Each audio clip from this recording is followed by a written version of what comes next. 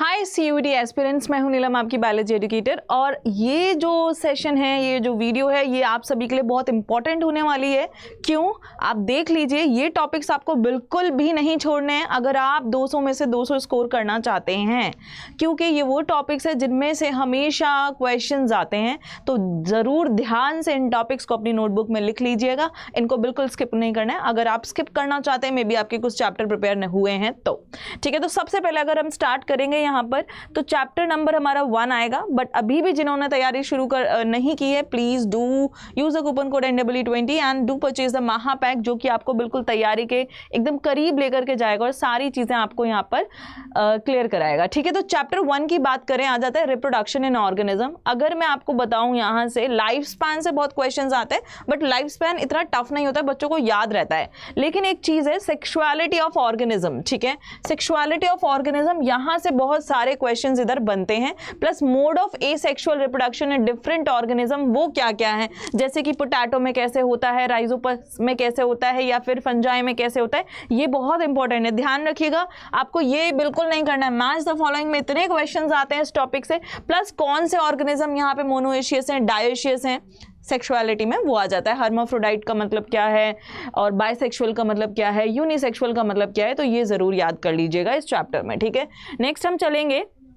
Chapter जो है हमारा sexual reproduction in flowering plant है। इसमें क्या टॉपिक्स है जो आपको बिल्कुल भी नहीं छोड़ना है, इतने हॉट टॉपिक हैं ये तीनों, एपोमिक्सिस, पॉलीएम्ब्रियोनी, पार्थिनोकार्पी। लास्ट के जो 2 पेज एनसीईआरटी के क्वेश्चन यहाँ से बनता ही बनता है। प्लस टाइप्स ऑफ सीड्स कैसे होते हैं, कि मान लीजिए यहाँ पे आता है एल्ब्यूमिनस, ठीक है, एंड नॉन एल्ब्यूमिनस सीड। ठीक है, ये इसके एग्जाम्पल्स यहाँ से क्वेश्चन बनेगा। एंडोस्पर्म का डेवलपमेंट कैसा होता है, तो आप ये चीज़ पढ़ेंगे तो आपको वो चीज़ भी पता होगी। मोनोकॉट, डाइकॉट सीड्स, स्क्यूटेलम किस में क्या कहा जाता है, किस में कहा जाता है, ये क्वेश्चन यहाँ से क्वेश्चन बनता है। प्लस प्री फर्टिलाइजेशन इवेंट्स बहुत इंपॉर्टेंट है। डबल फर्टिलाइजेशन, ट्रिपल फ्यूजन में ज़्यादा कुछ है नहीं, वहाँ पे फर्टिलाइजेशन क्या होता है ये लोगों को पता ही रहता है। प्लस एक और टॉपिक आता है पॉलिनेशन। ठीक है, वो मैंने स्किप कर दिया है, I will write it, pollination, जो कि अगेन वेरी इंपॉर्टेंट टॉपिक यहाँ पर है। ठीक है, नेक्स्ट हम बात करेंगे यहाँ पर ह्यूमन रिप्रोडक्शन में से। तो ह्यूमन रिप्रोडक्शन में एसेसरी ग्लैंड्स को बिल्कुल मत भूलना। मेल एसेसरी ग्लैंड से बहुत क्वेश्चंस आते हैं। बल्बोयूरेथ्रल,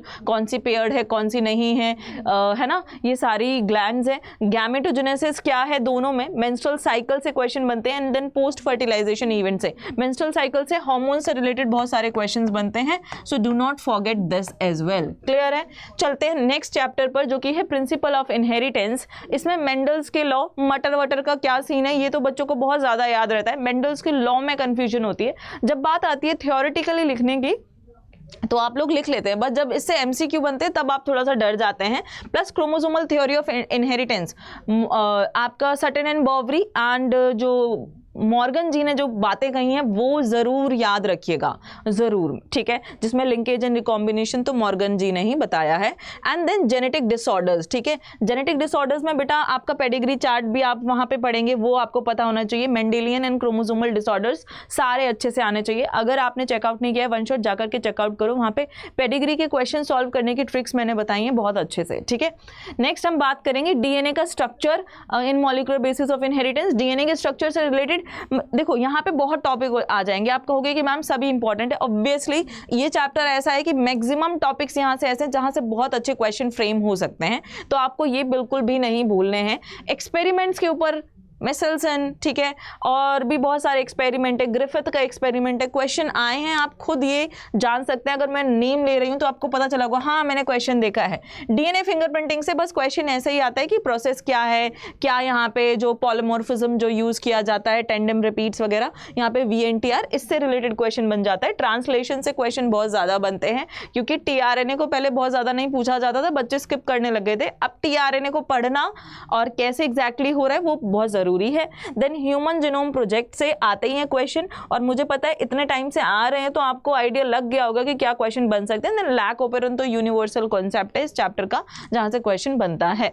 ठीक है, अब बात आ जाती है इवोल्यूशन की। तो इवोल्यूशन में देखिए, एक तो मिलर का जो एक्सपेरिमेंट है वहाँ से क्वेश्चन बनते हैं, प्लस जो ओपेरन हैल्डन थ्योरी वगैरह है वो थोड़ा जब आप इवोल्यूशन पढ़ते हो तो वो चीज़ आप स्टार्टिंग का है तो आप लोगों को हमेशा वो याद रहता है। लास्ट की चीज़ हम बोलते हैं अडेप्टिव रेडिएशन से, दो आप लोगों ने फोकस करना शुरू कर दिया क्योंकि यहाँ से क्वेश्चन बनता है। ये जो दो टॉपिक है अगर कहीं और से नहीं तो ये एक तो ह्यूमन इवोल्यूशन से और यहाँ से, इन दोनों से क्वेश्चन बनता ही है। हार्डी-वीनबर्ग इक्विलिब्रियम बहुत अच्छा टॉपिक है बट बच्चों को बहुत समझ नहीं आता, तो सीबीएसई भी डरता है, सीयूईटी में थोड़ा सा ज़्यादा टफ क्वेश्चंस नहीं देता है, बट पढ़ लीजिएगा इसे भी अच्छे से, यहाँ से भी क्वेश्चंस बनेंगे। देन ये वाला example I have seen in lot of competitive exam की जो मौत है लाइकेन वाला, उसमें बच्चों को कन्फ्यूजन रहती है, उसको पता चल जाता है कि कौन कौन से टॉपिक है ना जो एग्जामिनर्स होते हैं कि बच्चे यहाँ पे कन्फ्यूज हो सकते हैं, वो देते हैं वहाँ से क्वेश्चन, ठीक है। Then human health and disease अगर मैं कहूँ तो पूरा चैप्टर, ये कुछ चैप्टर्स ऐसे हैं जिनको आप स्किप नहीं कर सकते, आप पूरे बहुत अच्छे से पढ़े, बट क्वेश्चन जो हैं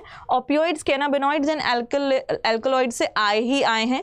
इम्यूनिटी के बारे में पैसिव एक्टिव इम्यूनिटी ये जाना जाता है, ठीक है। Then cell mediated and humoral immunity से भी बहुत बार क्वेश्चंस आए कि कौन सी सेल्स यहाँ पर इन्वॉल्व होती हैं, plus infectious and non infectious disease and obviously if you are talking about immunity तो you need to know the antibody structure as well, ठीक है।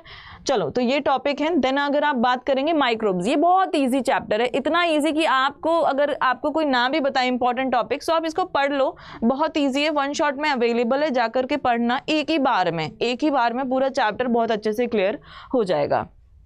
देन आता है strategies enhancement and food production, ये टिश्यू कल्चर जो topic है ये new NCERT के अकॉर्डिंग बायोटेक्नोलॉजी वाले यूनिट में भी दिया गया है। Then plant breeding, animal breeding में सिंपल ओवरव्यू अगर आप करोगे ना तो बहुत छोटे छोटे टॉपिक्स कॉन्सेप्ट्स निकल के आएंगे, आपको बस जस्ट वो पता होने चाहिए, थ्योरी बहुत ज़्यादा नहीं, आप तब भी क्वेश्चन सॉल्व कर पाएंगे। देन एग्जाम्पल्स बेस्ड क्वेश्चन कि पूषा स्वर्णिम क्या है, पूषा कोमल क्या है, ये एग्जाम्पल के बेस पे इनको कौन सी बीमारी होती है, कौन सा हाइब्रिड कैरेक्टर है, कौन डिजीज रेजिस्टेंट भिंडी है, ठीक है, यहाँ से क्वेश्चन इसमें बनते हैं। अब बात आ जाती है बायोटेक्नोलॉजी प्रिंसिपल एंड प्रोसेस से। ये पूरा चैप्टर मैं नहीं कहूँगी किसी को भी कि कोई भी बच्चा इस चैप्टर को स्किप करे, आपके लिए ये पूरा चैप्टर इंपॉर्टेंट है, क्योंकि अगर आप एक ये चैप्टर पढ़ते हैं तो आपके एक तो 2-3 चैप्टर हैं जो रिलेटेड है, आप अगर कॉमन क्वेश्चंस भी आ गया तीनों चैप्टर का मिक्सचर बना करके तो आप कर लोगे। I would not suggest to skip this chapter, any topic of this chapter. Same with the ये बायोटेक्नोलॉजी एंड एप्लीकेशंस अगर मैं बताऊँ तो यहाँ पे भी इंपॉर्टेंट टॉपिक है, बट मैं नहीं चाहती कि आप सिर्फ वो इंपॉर्टेंट टॉपिक करके जाएं, आप पूरा चैप्टर अच्छे से करें। Then RNA interference, gene therapy and diagnostic method पे क्वेश्चंस बहुत सारे बने हैं, ठीक है। और एक वो बीटी कॉटन वाला तो बिल्कुल मत छोड़ करके जाना, ओके। चले नेक्स्ट हम चलेंगे इकोलॉजी की बात करेंगे। तो इकोलॉजी में 4 चैप्टर्स आपके आ रहे हैं सीयूईटी में। अब ये 4 चैप्टर, इकोलॉजी काफ़ी बड़ी है ना, इस यूनिट से क्वेश्चंस बनाने के लिए ऊपर से टॉपिक्स को उठाया जाता है। सबसे पहले पॉपुलेशन एंड इंट्रैक्शन में देखा जाए तो स्टीनोथर्मल यूरीथर्मल वाला जो है वो 2 ये टर्म्स आनी चाहिए, ठीक है। देन आपका आ जाता है ये इंट्रैक्शन जो होता है, इससे बहुत सारे क्वेश्चंस बनते हैं, म्यूचुअलिज्म में प्लस माइनस ये प्लस एग्जाम्पल्स यहाँ पे क्या है वो आपको आएगा। देन फूड चेन प्रोडक्टिविटी की primary secondary productivity, trophic levels ये आपको पता होना चाहिए। बायोडाइवर्सिटी में क्यों कोई इंपॉर्टेंट टॉपिक नहीं है, यहाँ पे बेसिकली एग्जाम्पल्स, जिस भी टॉपिक में आपको एग्जाम्पल्स मिले आपको वो बायोडाइवर्सिटी में यहाँ पर याद रखना है, ठीक है। देन एनवायरमेंटल पॉपुलेशन में बहुत सारी चीज़ें नहीं है याद करने के लिए, नॉइज, वाटर, ये सारी चीज़ें याद करो, थोड़ा सा साइकिल्स को समझ लो, बहुत ऐसी चीज़ें जो कि आप बहुत टाइम से पढ़ते हुए आ रहे हो, तो ठीक है। ये था पूरा का पूरा मेन टॉपिक जो कि आपको छोड़ के नहीं जाना है। एंड आई वुड सजेस्ट अगर आपने तैयारी शुरू नहीं करी है तो आप पर्टिकुलर बैच परचेज ना करके, क्योंकि आप थोड़ा सा लेट हैं, आप महापैक परचेज करिए, क्योंकि यहाँ पे क्या होगा कि अगर आपको बैच खत्म हो जाने के बाद भी कोई इशू आ रहा है तब भी हम आपके साथ हैं, क्वेश्चन, शॉर्ट नोट, जो भी चीज़ें हैं आपको सब मिलेंगी। What you have to do, आप जा सकते हैं इधर अड्डा स्टोर पर, आपको क्या करना है, अड्डा 24/7 टाइप करना है, इधर जाना है ऑल कोर्सेज एंड आप यूज़ करिएगा। मेरा नाम है नीलम, तो नीलम का जो इनिशियल्स हैं NEE है, तो वही आपको लगाना है कोड, दैट इज़ NEE20, ठीक है।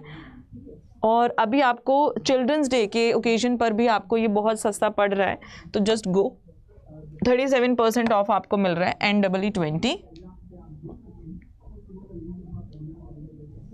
एंडर कंटिन्यू, ठीक है। तो 6000 बस इतना, पूरी COT की तैयारी पक्की, ठीक है। तो डू लेट मी नो, और आप क्या चीज़ें चाहते हैं जानना, आपको किसी भी चीज़ में डाउट है तो कमेंट बॉक्स में ज़रूर बताइएगा लिखकर। Thank you so much.